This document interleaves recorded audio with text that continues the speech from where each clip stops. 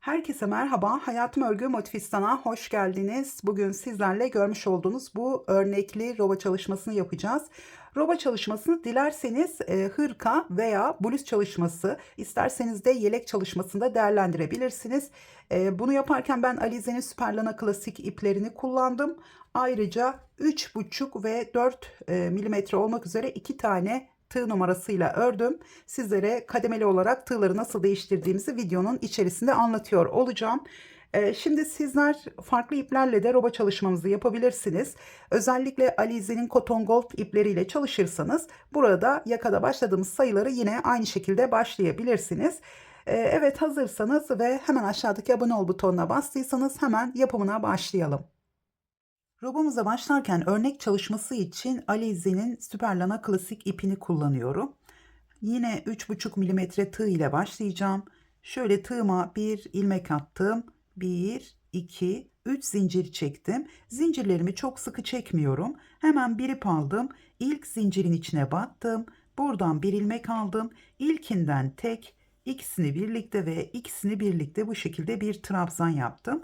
Tekrar 1, 2, 3 zinciri çektim. Hemen burada şu 2 tane ilmeğin altından, birleşme yerindeki 2 ilmeğin altından tekrar bir ilmek aldım. İlkinden tek, ikisini birlikte, ikisini birlikte bu şekilde bir ikili trabzan daha yaptım. 3 zincir, bir ip aldım. Buradaki 2 ilmeğin altından alıyorum. Tekrar 1, 2, şöyle 3 seferde çıkarak trabzanımı yaptım. Bu şekilde 36 tane yuva oluşturacağız. Bütün bedenler aynı şekilde başlayabilir. Bu bizim yaka genişliğimiz. 3,5-4 milimetre tığ kullanılan iplerde bu şekilde 36 tane yuva oluşturuyoruz. Siz yine de burada 4 milimetre tığ da kullanabilirsiniz. Yani kullandığınız ipe göre sadece bu sırada 4 milimetre de kullanabilirsiniz. 3,5 milimetre ile yapıyorsanız da biraz elinizi gevşek tutarak yapmaya çalışın. Yani çok sıkı olmasın.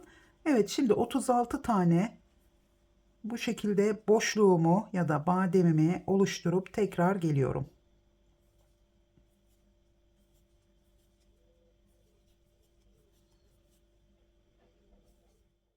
Toplamda 36 tane yuva oluşturdum. Şimdi hemen ikinci sırayla devam edeceğiz. Burada zincirlerimiz şöyle altta kalacak. Trabzanları yaptığımız sıra üste gelecek. Şimdi burada şöyle bir zincir çektim. Buradaki ilk boşluğun içine geliyorum. Hemen buraya bir sık iğne yaptım. 1, 2, 3 zincir çektim. Burada bir zincir, buraya ilk boşluğa bir sık iğne ve 3 zincir çektim. Bir ip aldım. Hemen sıradaki boşluğa, ilk boşluğa atlıyorum. Sıradaki boşluğa 7 tane ikili trabzan yapıyoruz. Şöyle 1, 2, 3, 4, 5, 6 ve 7.'si. Şimdi arada zincir çekmeden hemen bu bir tane boşluğu atlıyorum. Şu iki boşluğun arasındaki şuraya, bakın şu ortaya batıyorum. Buraya bir V boşluğu yapacağım. Bir ikili trabzan, 2 zincir, tekrar bir ikili trabzan. Şimdi burada sıradaki boşluğu atlıyorum. Yine bir sonraki boşluğa 7 tane ikili trabzan. Biraz bu ilk sıra olduğu için şöyle elim üzerine geliyor. Tekrar göstereceğim size. 3, 4, 5, 6 ve 7. Şöyle. İlk boşluğu atladım. İkinci boşluğa 7 ikili trabzan. Yine buradaki ilk boşluğu atladım. Şu iki boşluğun birleşme noktasına buraya bir V boşluğu yaptım. Tekrar buradaki boşluğu atlayıp sıradaki boşluğa 7 tane ikili trabzan yaptım. Yani buraya kadar 1, 2, 3, 4, 5 tane boşluğumuz var. Şimdi hemen bir ip aldım. Yine buradaki boşluğu atlıyorum şu araya. Yani iki boşluğun birleştiği yere. Buraya batıyorum. Şimdi ilk köşemizi yapacağız. Bu başlangıcımız bizim ön bedenimiz. Birinci ön bedenimiz. Buraya bir ikili trabzan yaptım. 2 zincir, tekrar bir ikili trabzan. Şimdi tekrar 2 zincir, bir ikili trabzan. Aynı yere üçüncü kez ikili trabzan yapıyorum. 2 zincir, tekrar aynı yere bir ikili trabzan. Toplamda 4 tane ikili trabzan yaptım. Aralarda 2 zincirimiz var. Şimdi tekrar zincir çekmeden burada bir tane boşluğu atlıyorum. Sıradaki boşluğa 7 ikili trabzan.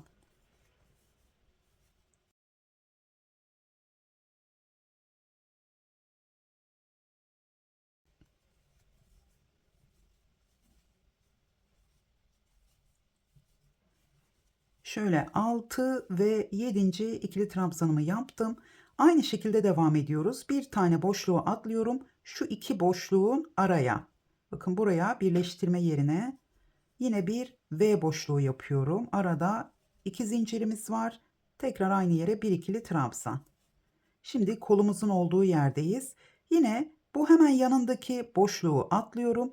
Sıradaki boşluğa 7 ikili trabzan.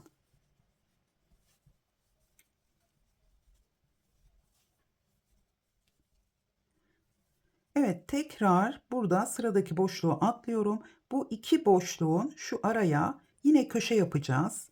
Sadece iki modelimiz var. 2 zincir, tekrar buraya bir ikili trabzan, 2 zincir, üçüncü ikili trabzanım, 2 zincir ve aynı yere dördüncü ikili trabzanımı yaptım. Bu şekilde. Bu da bizim ikinci köşemiz oldu. Yani bedenlerimizi ayırıyoruz burada robamızın. Şimdi burası da kolumuzun olduğu yer ve ilk ön bedenimiz.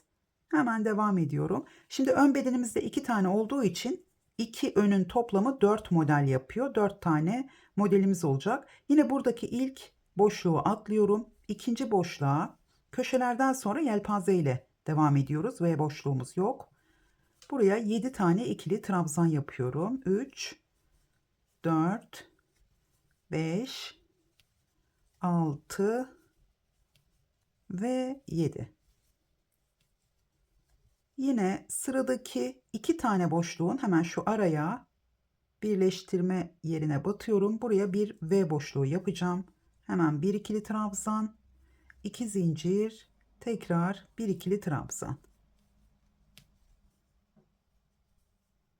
Tekrar sıradaki hemen yanındaki boşluğu atlayıp diğer boşluğun içine 7 ikili trabzan.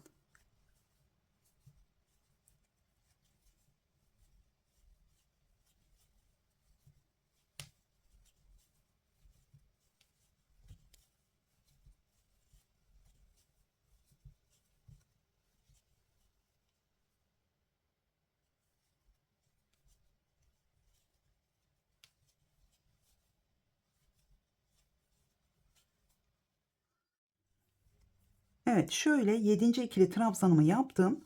Bu şekilde arka bedeni de tamamladım. Arka bedende 4 tane modelimiz var gördüğünüz gibi. Şimdi yine köşe yapacağız. Yani ikinci kol bölümüne geldik. Burada hemen şu sıradaki 2 tanenin şöyle ortasına batıyorum. Buraya bir ikili trabzan, 2 zincir. Tekrar bir ikili trabzan, 2 zincir. Bir ikili trabzan, 2 zincir ve dördüncü kez bir ikili trabzan yaptım. Evet, şimdi bundan sonra bu başlangıçta olduğu gibi iki tane kol için modelimiz olacak. Tekrar köşe yapacağız. İki tane de ön için yani ikinci ön bedenimiz için yelpaze modelimiz olacak. Sona geldiğim zaman tekrar görüşüyoruz.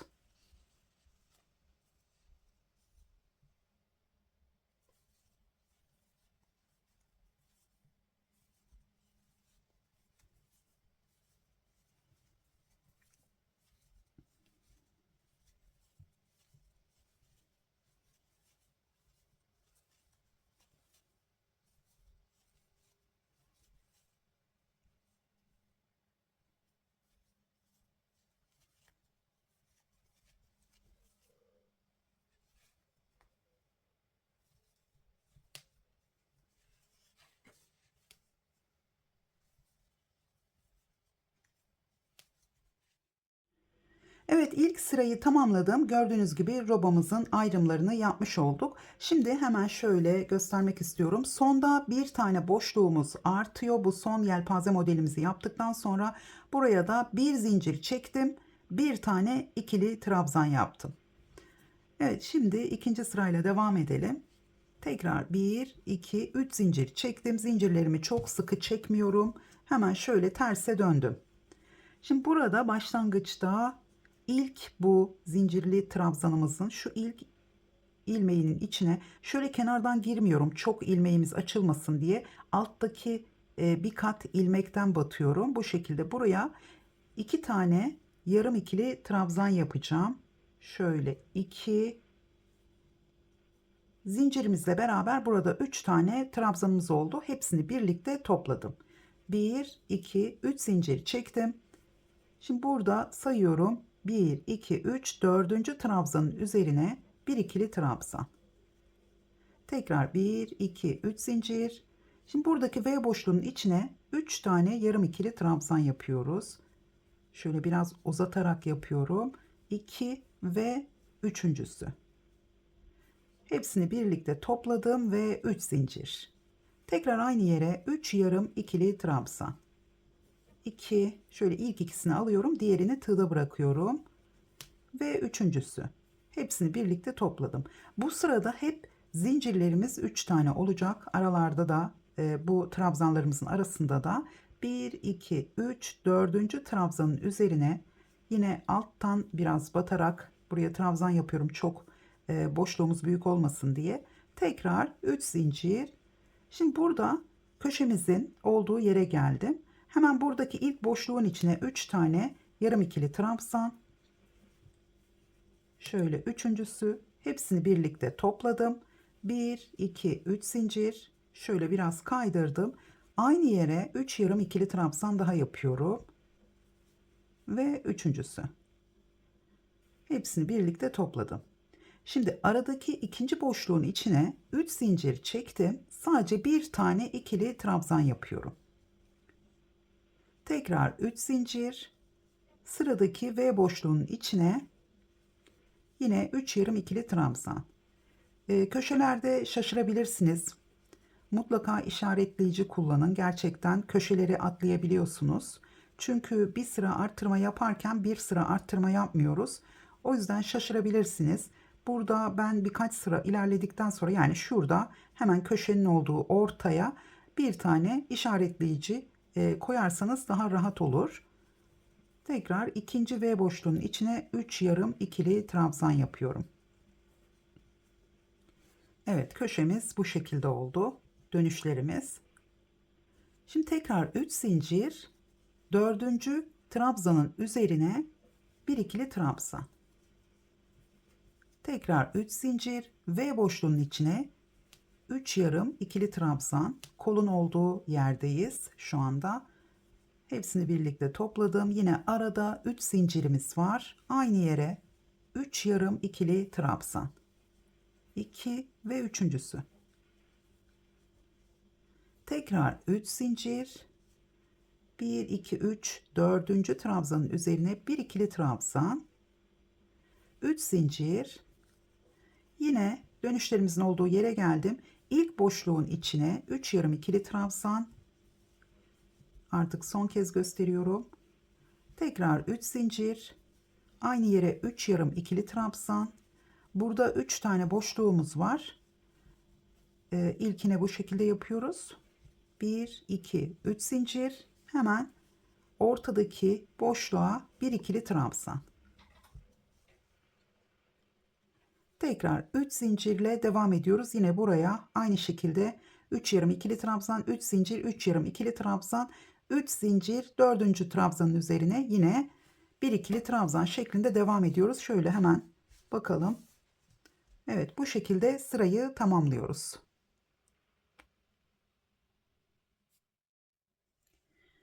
Evet, sıranın sonuna geldim. Sonda yine bir tane ikili trabzan yaptım. 3 zincir çektim. Şimdi son kenar trabzanın üzerine 3 tane yarım ikili trabzan yapıyorum.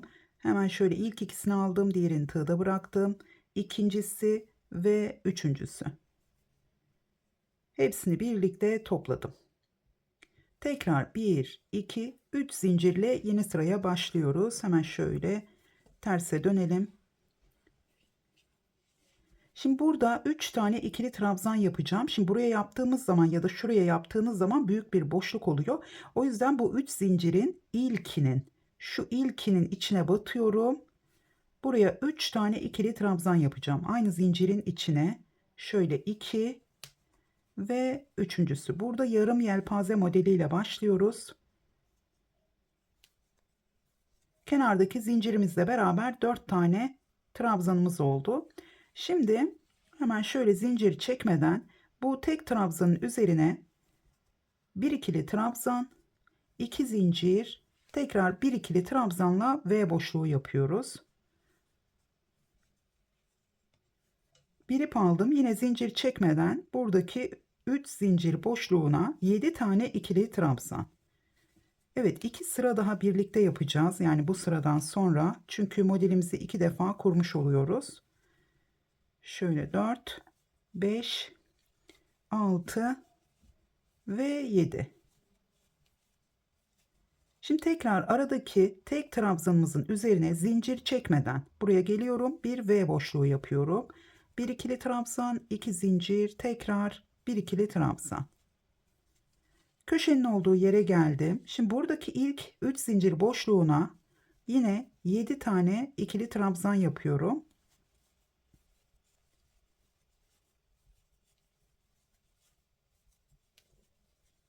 Altı ve yedincisi.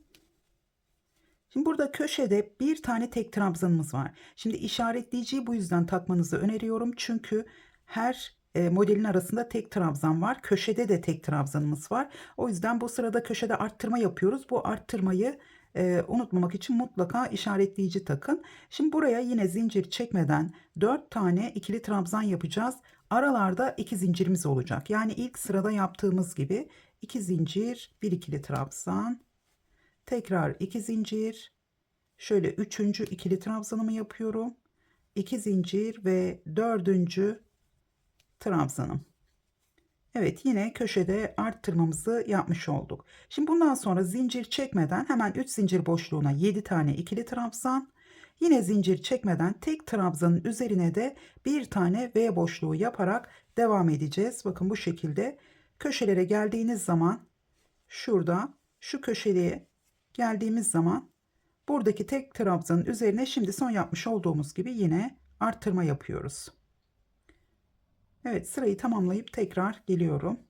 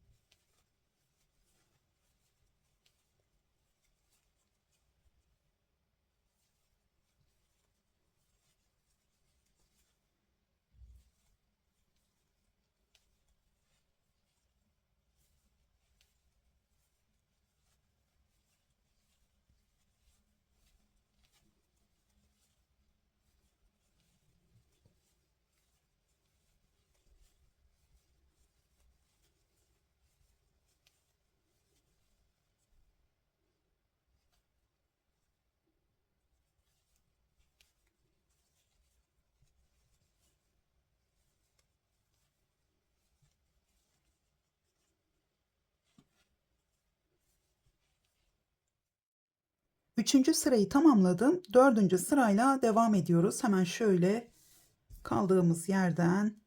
Şimdi burada sona geldiğimiz zaman bakın burada yine 4 tane ikili trabzan yaptım. Burada zincirle başladığımız için bu taraftaki zincirin üzerine yapmadım. Buradaki ilk zincirin içine yaptım. Boşluk oluşmadı gördüğünüz gibi. Şimdi 4 tane ikili trabzan yaptım. 1, 2, 3 zincir. Şimdi 2 sıra modelimizi, yani şu birinci, şu da ikinci sıra. Bu şekilde 3 tane yarım ikili trabzan, 4 tane ikili trabzanla başlıyoruz sıralara başlarken. 2 sırada da sadece zincirimiz oluyor. Şimdi onu da göstereceğim. Bunun dışında farklılık yok. Bunu takip etmemiz gerekiyor kenarlardan. Bu bölümleri birlikte yaptığımız için sizler alt sıralara bakarak takip edebileceksiniz. Şimdi bakın burada 3 tane zincir çektim. Buradaki trabzanları atlıyorum. Hemen V boşluğunun içine geliyorum. Buraya 3 tane yarım ikili trabzan yapıyorum. Tekrar 3 zincir ve 3 yarım ikili trabzan. Ve 3. Tekrar 3 zincir. Hemen 1, 2, 3, 4. trabzanın üzerine bir ikili trabzan. Modelimizi tekrar ediyoruz. Sadece kenarı göstermek istedim. Şimdi yine V boşluğuna geldim. 3 zincir çektim. Bu sırada hep aralarda 3 zincirimiz var. Bunu karıştırmayalım. Yine 3 tane yarım ikili trabzan, 3 zincir, tekrar 3 tane yarım ikili trabzan. Tekrar 3 zincir. Hemen 1, 2, 3, 4. Trabzanın üzerine bir ikili trabzan yaptım. 3 zincir, köşenin olduğu yere geldim. İşaretleyici takacaktım. Size göstermek için unuttum. Şimdi burada işte köşenin olduğu yere geldik. Şimdi burada ilk boşluğun içine yine 3 tane yarım ikili trabzan, 3 zincir, tekrar 3 tane yarım ikili trabzan. 2 ve üçüncüsü. Şöyle topladım. Tekrar 3 zincir. Bu ortadaki boşluğa, köşede 3 tane boşluğumuz var. Ortadaki boşluğa bir ikili trabzan. 3 zincir. Tekrar son boşluğun içine yarım ikili trabzan yapıyorum 3 tane. Bunlara da yaprak diyebiliriz aslında, yaprakları. 2, 3 zincir. Tekrar 3 yarım ikili trabzan. Şöyle topladım. 3 zincirle devam ediyorum. Şimdi ön bedeni bitirdik. Kola devam ediyorum. 4. trabzanın üzerine bakın, bu trabzanın şuradaki boşluktan almıyorum. Şöyle altta ilmeği görünüyor. Buradan batıyorum. Bu şekilde boşluk oluşmasın diye. Tekrar 3 zincirle devam ediyoruz. Ve boşlukların içine yaprak yapıyoruz. Bu şekilde. Ve yelpazelerimizin üzerinde de birer tane trabzanımız var. Şöyle bakabiliriz hemen. Bakın bu şekilde.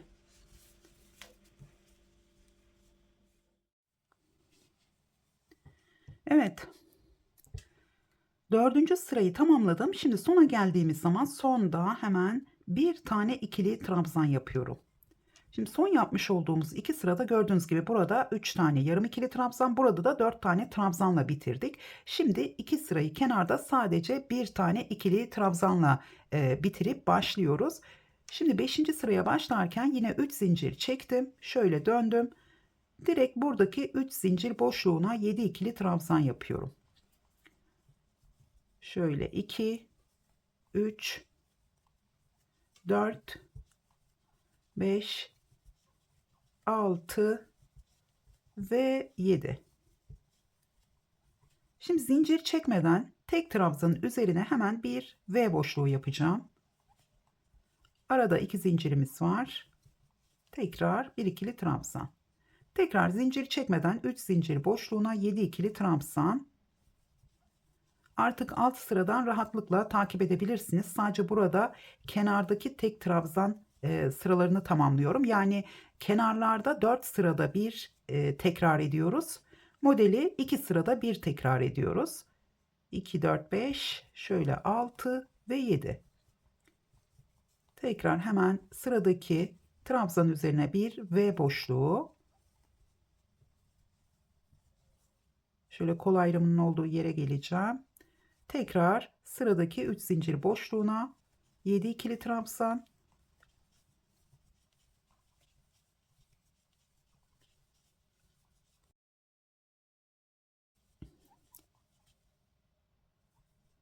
İki, 4, 6 ve yedincisi. Şimdi burada tam ortadaki trabzana bakın, işaretleyicimizi artık bu sıradan sonra buraya çıkartalım. Hemen 4 tane ikili trabzan yapacağım. Aralarda 2 zincirimiz var. Tekrar 2 zincir, bir ikili trabzan. 2 zincir, dördüncü ikili trabzanımı yapıyorum. Yine zincir çekmeden sıradaki boşluğa 7 ikili trabzan.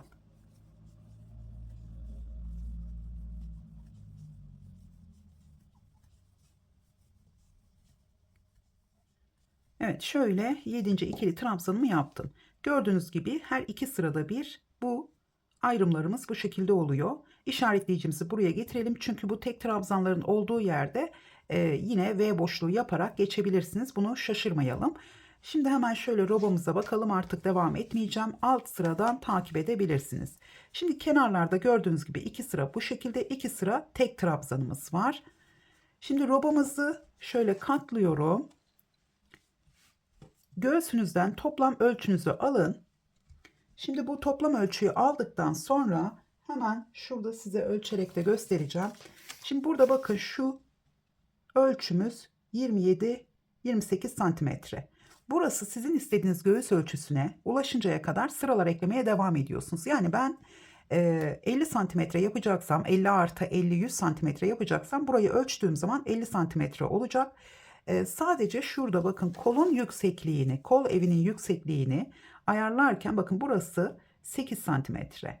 Şimdi 10 santimetre olmasını istiyorsanız kol evinizin yüksekliğini 8 santimetreye kadar örmeniz gerekiyor. Çünkü birleştirme sırasını eklediğimiz zaman yine orada 2 santimetre daha eklenecek.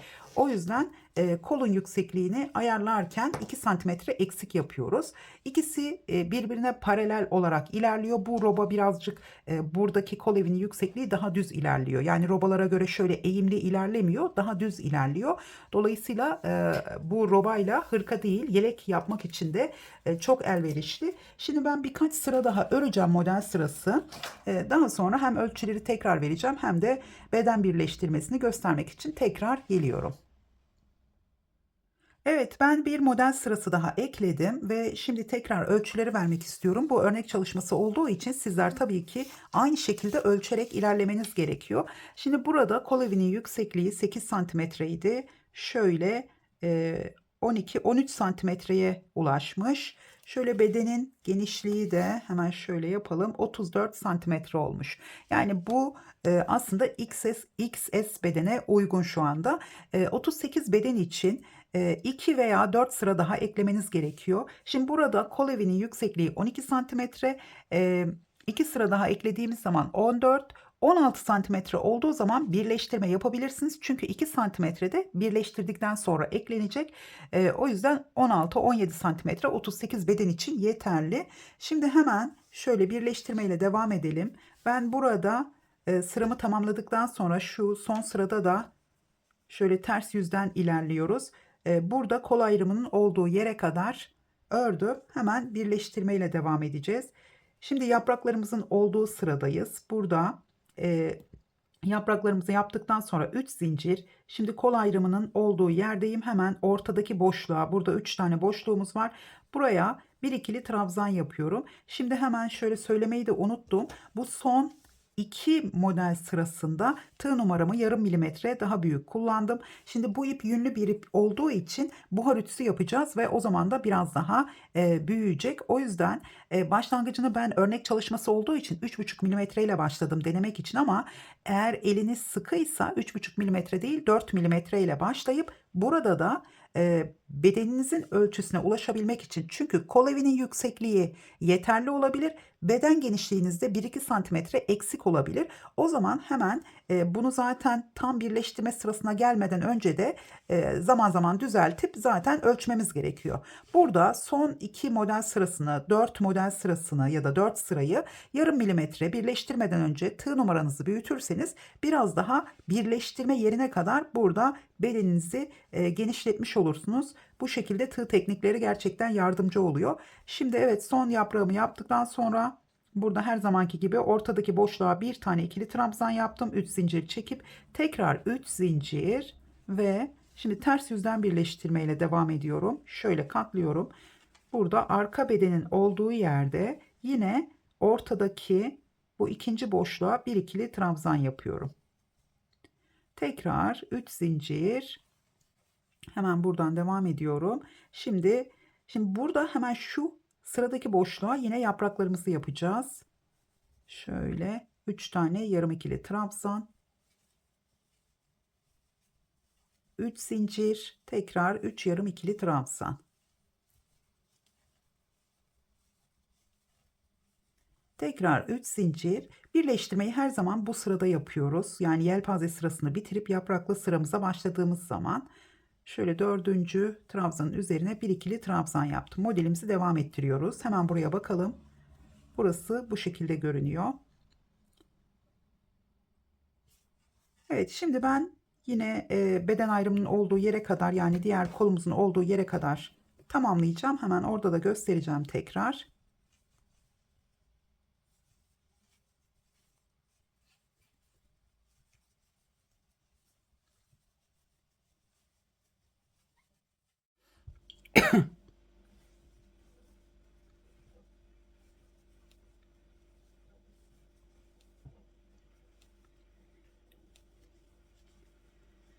Evet, tekrar kol ayrımının olduğu yere geldim. Hemen ilk boşluğun içine yapraklarımızı yaptım. İkinci boşluğun içine 3 zincir çektim. Buraya bir ikili trabzan yapıyorum. Tekrar 3 zincir. Hemen şöyle diğer ön bedenimizin köşeye geldim. Burada da ortadaki boşluğun içine bir ikili trabzan. Evet, bu şekilde birleştirmiş oldum. Burada da bir ikili trabzanımız var. Burada da ortadaki boşluğun içinde 3 zincir çekerek bir ikili trabzan yaptım.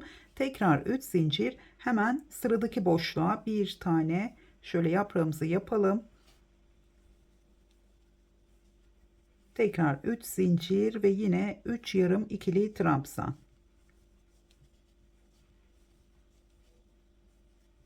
Tekrar 3 zincir. Aynı şekilde modelimize devam ediyoruz.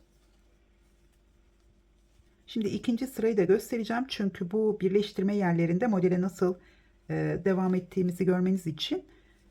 Şimdi bu sırayı tamamlayayım. Hemen yeni sırada tekrar geliyorum.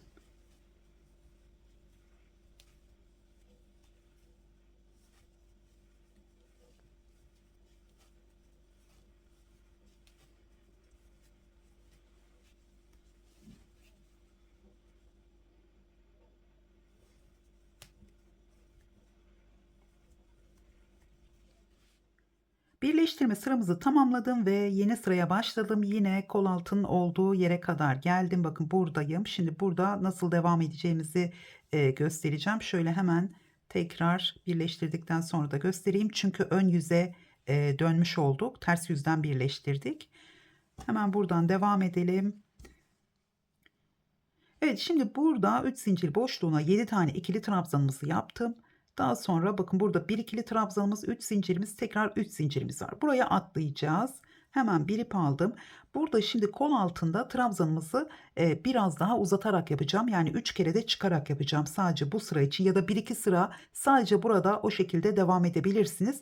Çünkü inme olmaması için burada zincir çektiğimiz için. Şimdi burada zincir çekmeden buraya atlıyorum. Şu 3 zincirin ortadaki zincirin üzerine battım. İkinci zincirin üzerine şöyle ilkinden tek, ikisini birlikte. Burada biraz uzun bir trabzan yaptım. 1, 2, 3 zincir çektim. Yani normalde burada 2 zincir çekiyoruz V boşluklarında. Sadece bu sırada kol altında 3 zincir çekiyorum. Çünkü burada atladık, modeli devam ettirebilmemiz için 3 zincir çektim. Tekrar aynı yere şöyle yine 3 kere de çıkarak ilkinden tek, ikisini birlikte ve son ikiyi birlikte topladım. Burada biraz şöyle uzun trabzanlarla bir V boşluğu yaptım. Tekrar devam ediyorum. Buradan zincir çekmeden yine yapraklarımızın arasındaki 3 zincir boşluğuna 7 tane ikili trabzan yaparak devam ediyoruz. Yani kol altında sadece bir tane V boşluğumuz var. Şimdi bu sırayı tamamlayacağım. Daha sonra size yine kolda nasıl devam edebileceğinizi de göstereceğim. Ayrıca yelek veya hırkanız bittikten sonra kenar çalışması olarak nasıl devam ediyoruz onları da göstereceğim. Şimdi bu sırayı tamamlayacağım. Diğer kol altında göstermeyeceğim. Zaten burada anlaşılmıştır diye düşünüyorum. Bu şekilde diğer kol altında trabzanlarımızı uzatarak 3 zincir çekerek sadece burada 3 zincir çekiyoruz. Diğer V boşluklarımızda 2 zincirimiz var. Şöyle yapalım, daha rahat görünsün. O şekilde devam ediyoruz. Bu sırayı tamamlayacağım. Hemen hem kenar çalışmasını hem de kolda nasıl devam ettiğimizi göstereceğim.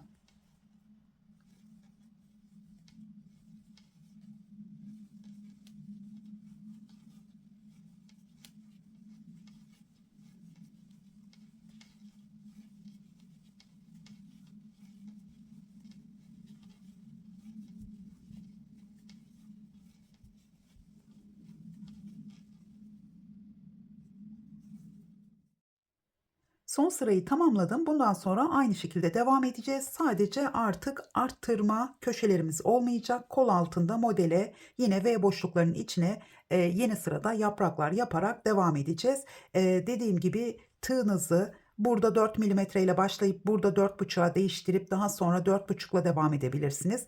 Biraz daha açılmasını isterseniz 5 milimetre tığ ile yine bitmesine yakın tığınızı değiştirerek biraz daha aşağıya doğru açılarak devam edebilirsiniz. Şimdi yelek veya hırkanızı bitirirken son sıranızda bu yelpazelerimizin olduğu sırada bitiriyoruz. Hemen burada bitirirken bu son sırada bakın buraya, şimdi ben son trabzanımı yaptım yelpazeden sonra.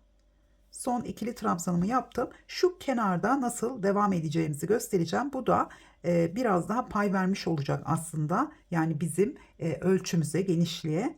Şimdi burada 7 tane ikili trabzanımı yaptım. Hemen buraya bir ikili trabzan yaptım. Şimdi 1, 2, 3 zincir çektim. Aynı yere bir tane daha ikili trabzan yapıyorum. Yani bu köşede dönüş yapacağım için bir tane V boşluğu yaptım. Daha sonra bir ip aldım. Bakın hemen şu, bakın şuraya değil, şuradaki, buradaki boşluğa değil, şu kısımdaki ikinci boşluğa 7 tane ikili trabzan yapacağım.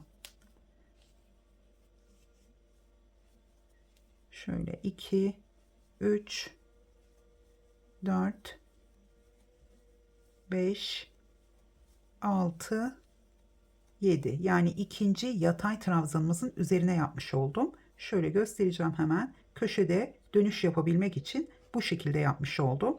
Yani şurayı şöyle baktığımız zaman şurada sıramız bitiyor. Aynı yere 3 zincir, bir tane daha ikili trabzan yaptım. Daha sonra şurada mesafe kısaldı fakat burada bir boşluk, ikinci, burası bir trabzan, ikinci trabzanın üzerine 7 tane ikili trabzan. Daha sonra burada şimdi 2 tane boşluk atlamam gerekiyor. Burada şu iki trabzana, şu birleştirme yerine şuraya batıyorum, tam ortasına buraya bir sık iğne yaptım. Tekrar dilerseniz aynı şekilde de devam edebilirsiniz. Yani buraya şöyle V boşluğu yapıp 2 tane zincir çekiyorum. Sadece köşede dönüşte 3 tane çektim. V boşluğu yapıp daha sonra şu bir boşluğu daha atlıyorum.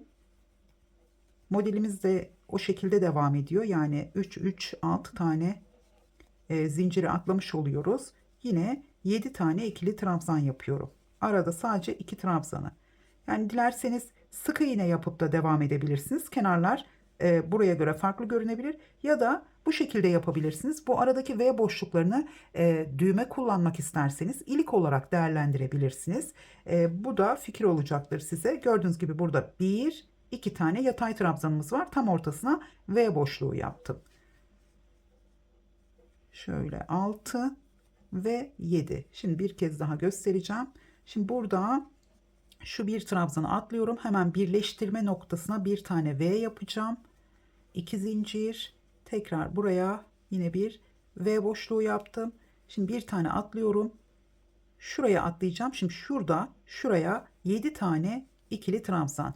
Zaten şimdi dönüşlerimiz önemli olduğu için bir de modelimiz 2 sıranın tekrarından oluştuğu için kaç sıra yaparsanız yapın bu şekilde denk gelecektir diye düşünüyorum. Eğer bu başlangıçtaki yuvanıza denk gelirse o zaman burada sadece 7 değil 9 tane trabzan yaparak da dönüş yapabilirsiniz. Şimdi ben buraya 7 tane yapıp yine köşeye V boşluğu yapacağım. Yani o zaman yaptığınız zaman köşede V boşluğunuz olmamış olur.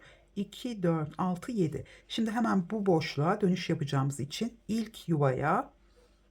ilk boşluğumuza bir tane V boşluğu yapıyorum. Burada çok yakın olduğu için 2 zincir çektim, yine yeterli olacaktır. Şimdi sıradaki boşluğa hemen buraya yine 7 tane ikili trabzan yapıyorum. Şimdi daha fazla uzatmayacağım. Artık burada boşluklarımız var zaten. Boşluklarımızın bakın burada 7 tane trabzanımızın olduğu yere yine 7 tane trabzan yapmış oldum. Şöyle yedincisi. Şimdi V boşluklarının olduğu yere de bakın burada tam ortaya yine V boşluğu yapacağım. Şuraya batıyorum. V boşluğu yapıyorum. Dediğim gibi sık iğne yaparak da aynı şekilde aynı yere V boşluğu değil de sık iğne yaparak da o zaman da farklı bir görüntü elde edersiniz. Ya da en azından yakada o şekilde devam edebilirsiniz. Bakın bu şekilde devam ediyoruz yakayı. Yakanız çok büyük olmadıysa, toplamanıza ihtiyaç yoksa sadece sık iğne ile de devam edebilirsiniz. Yani burada yelpaze ile sadece buraya kadar gelip yakada devam etmenize gerek yok. Böyle de bırakabilirsiniz. Şöyle yapalım hemen.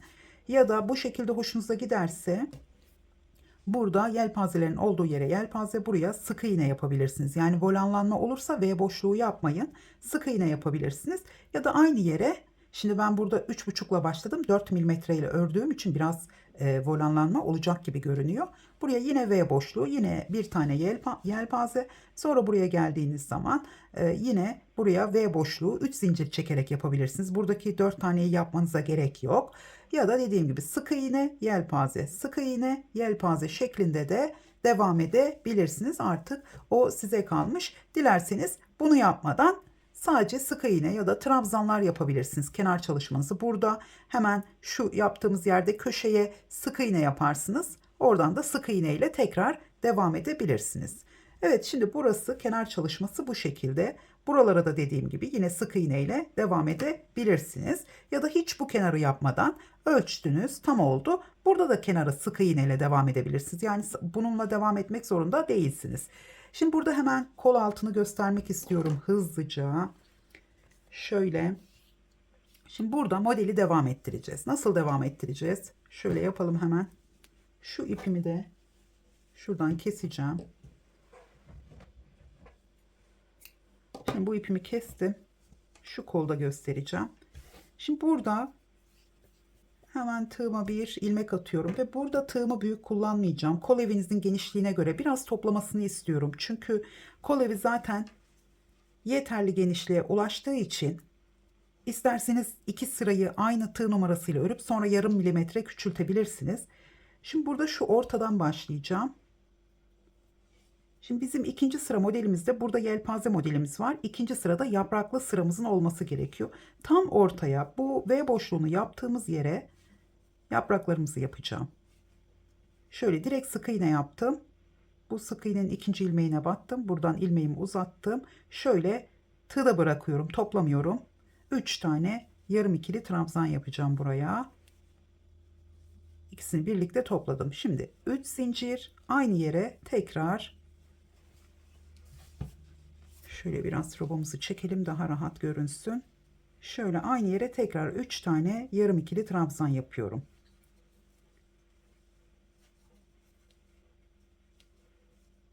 Evet, bakın şu V boşluğumuzun içine yapmış oldum.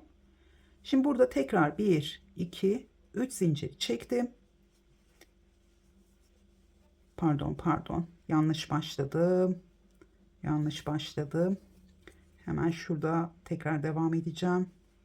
Şimdi biz burada şurada bir tane trabzanımız var. Şu yanındaki boşluktan başlayacağım. Ortadan başladığım için biraz karıştırdım. Şimdi şu yanındaki boşlukta bizim yapraklarımızın olması gerekiyor. Buraya yapacağım. Direkt trabzan yapıyorum. Şöyle ilk ikisini aldım. Diğerini tığda bıraktım. Tekrar ikincisi ve üçüncüsü. Hepsini birlikte topladım. Daha sonra 1, 2, 3 zincir çektim. Bakın burada birleştirme yerinin olduğu yerdeki hemen yelpazeden sonraki boşluğa yaprağımı yapıyorum.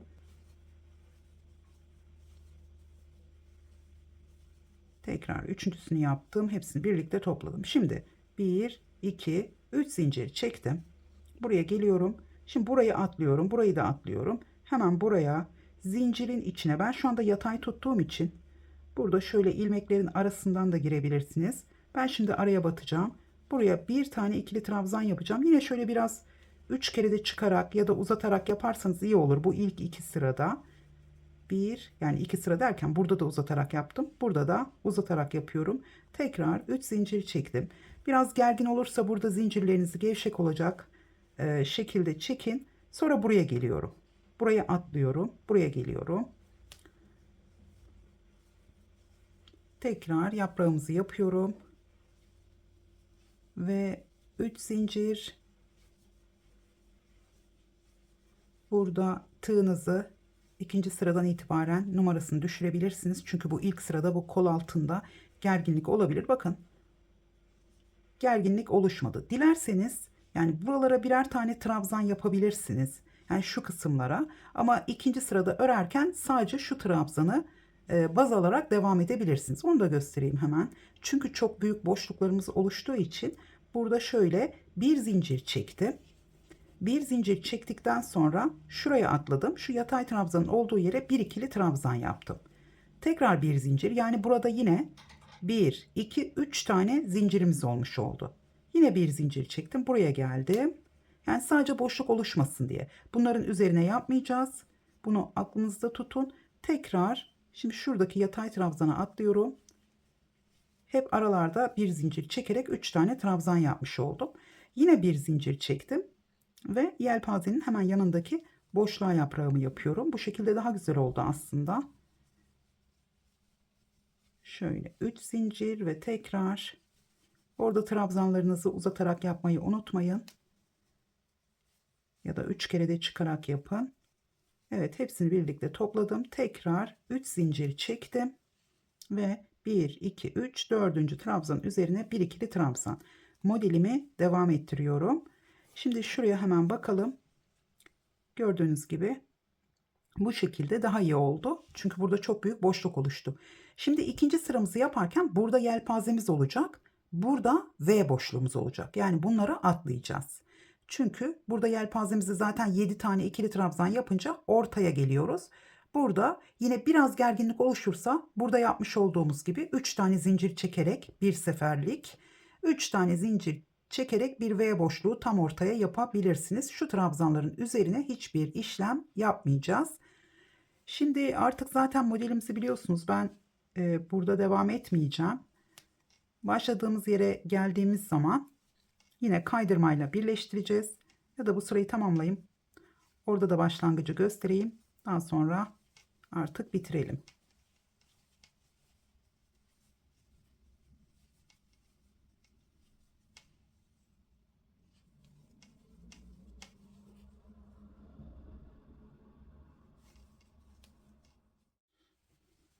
Evet. Başladım. Başladığım yere tekrar geldim. 3 zincir çektim. Hemen burada bakın, bu taraftan değil, buradaki ilk zincirin içine batıyorum. Buradan şöyle kaydırmayla kapattım. Daha sonra boşluğun içine şöyle bir ilmek aldım. Sık iğne yaptım. Sık iğnenin ilmeğinden bir ilmek alıp şöyle uzattım ve bir ikili trabzan yaptım. Şimdi burada yelpaze modeliyle başlıyoruz. Yani burada tekrar birleştirdiğiniz zaman kaydırma yaparak dördüncü trabzanın üzerinden yine ikili trabzanla devam edeceksiniz. Şöyle 2 4 5 6 ve 7. Tekrar 3 zincir. Kolu biraz uzun yapmak isterseniz o zaman yine burada aynı tığ numarasıyla başlayıp yarım milimetre yarım milimetre şeklinde 2 kere de düşürebilirsiniz. Şimdi burayı atlıyorum. Tam ortadaki trabzanın üzerine bir tane V boşluğu yapacağım. Şurada zincir çekmişim. Buraya tam ortadaki trabzanın üzerine bir tane V boşluğu. Biraz uzatarak yapacağım. 3 kere de çıkıyorum. Sadece burada yine şöyle 2 zincir çekeceğim. 3 zincir çekmeyeceğim. Tekrar biraz uzattım. Bir iki trabzan daha yaptım. Hemen buradaki trabzanı da atlıyorum. Direkt buraya geldim. 3 zincir boşluğuna yine 7 tane ikili trabzan. Evet, burayı da yapacağım.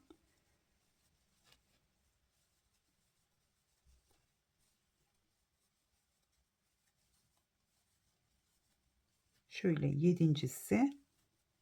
Tekrar 3 zincir modele olduğu gibi, pardon, Ben de artık şaşırmaya başladım. Video çok uzadı çünkü.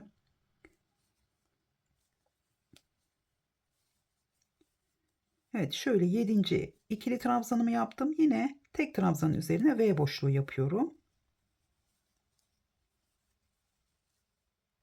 Evet, modeli artık aynı şekilde devam ettirebilirsiniz. Bu şekilde gördüğünüz gibi 2 V boşluğunun arasında da bir tane trabzanımız oldu. Şunları sadece boşluğu kapatmak için yaptım. Evet, şöyle hemen bakalım robamıza. Kolda bu şekilde devam ediyoruz. Bu model yelek olmaya yani bu roba modeli yelek olmaya çok müsait. Çünkü buradaki kol evi çok fazla yatay ilerlemiyor. Biraz daha dikey ilerliyor. O yüzden modelle yelekle yapabilirsiniz. Dediğim gibi kenar çalışmalarını da gösterdim. Şimdilik şöyle hepsi de birbirine karışmaya başladı. Evet, robamızın yapımı bu kadar. Umarım beğenmişsinizdir. Beğendiyseniz beğen butonuna basmayı ve yorum bırakmayı unutmayın. Tekrar görüşünceye kadar hoşça kalın.